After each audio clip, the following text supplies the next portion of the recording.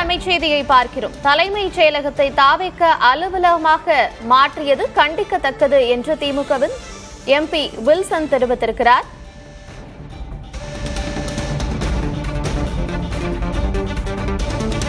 ராஜினாமா செய்த அதிமுக எம்எல்ஏக்கள் 3 பேர் தலைமைச் செயலகத்திலேயே தாவேகவில் இணைந்திருக்கிறார்கள்.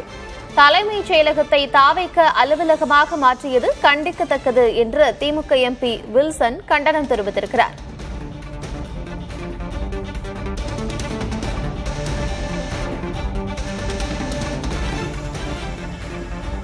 அதிமுக எம்எல்ஏக்கள் 3 பேர் தங்களது ராஜினாமா கடிதத்தை சபாநாயகர் அலுவலகத்தில் சபாநாயகரிடம் வழங்கிய பின்பு அமைச்சர் ஆதவ் அர்ஜுனாவை சந்தித்தனர். அதனைத் தொடர்ந்து தலைமைச் செயலகத்தில் இருக்கக்கூடிய முதலமைச்சர் அறைக்கு அவர்கள் சென்றிருக்கிறார்கள். இந்நிலையில் தாவேக அலுவலகமாக மாறியிருக்கிறது தலைமைச் செயலகம் என்று அதற்கு கண்டனம் தெரிவித்திருக்கிறார் திமுக எம்பி வில்சன்.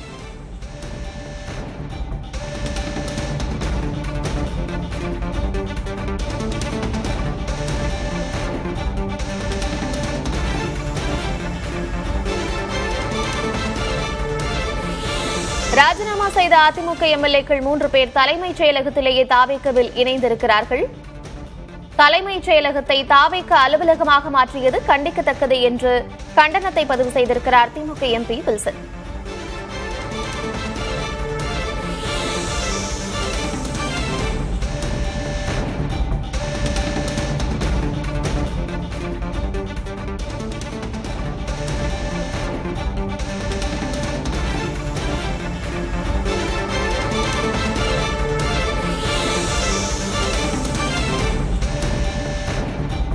தலைமைச் செயலகத்தின் மரபுகள் காற்றில் பறக்கவிடப்பட்டுள்ளன என்று திமுக எம்பி வில்சன் காத்திரமாக தனது கண்டனத்தை பதிவு செய்திருக்கிறார்.